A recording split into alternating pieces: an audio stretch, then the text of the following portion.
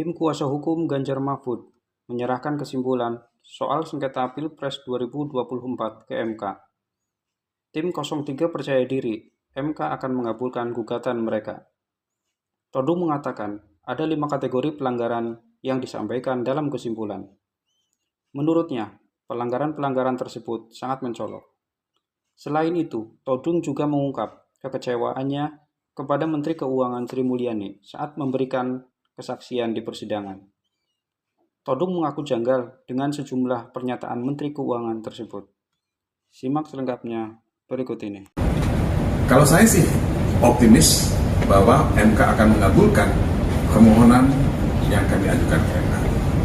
Saya tidak ingin mengunderestimate, tidak ingin takabur, tapi saya yakin, aku yakin bahwa MK punya keberanian, punya sikap kenegarawanan, dan berpikir jangka panjang.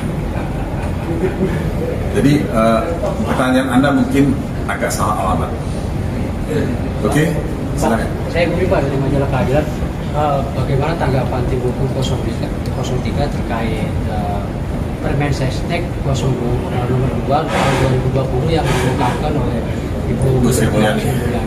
Begini, itu mengejutkan saya. Bansos itu dibagikan sebelum kita tahu mengenai Permensesnek itu. Dan Presiden Jokowi membagi-bagikan bansos di mana-mana. Ya. Nah, memang ada lembaga lain selain Mensos, ada Bappenas di situ. Tapi persepsi publik bahwa itu bansos, itu bantuan sosial. Ya. Nah, dan dipublikasi secara luas. Presiden Jokowi melakukan itu, turun gunung, turun langsung. Ya. Nah, ketika Menteri Sri Mulyani memberikan keterangan di MK, yang dia katakan adalah itu bukan bansos.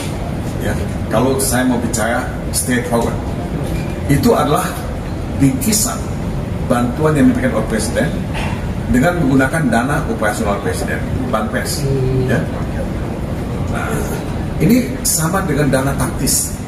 Ini kita nggak pernah tahu sebelumnya. Nah, kenapa itu dilakukan oleh Sri Mulyani? Ini dengan segala hormat ya pada Sri Mulyani, kawan saya. Ya. Saya kenal baik beliau.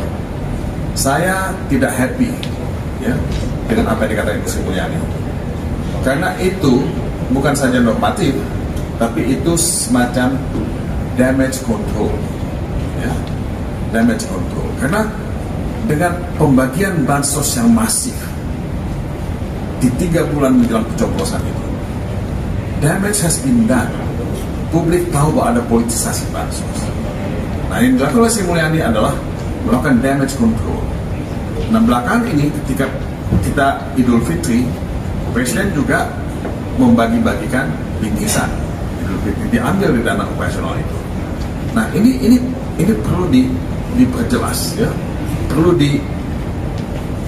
dijadikan ya sebagai bahan untuk kita melakukan evaluasi ke depan. Apa bisa ya dana operasional Presiden itu ya dibagi-bagigikan seolah-olah itu bansos, seolah-olah dari Jokowi, dan menurut saya there is something wrong. Saya tidak happy dengan Ibu Sri Mulyani, ya harus saya katakan itu, ya dengan segala hormat pada beliau. Pak, secara hierarki kan jabatan Presiden lebih tinggi daripada Menteri.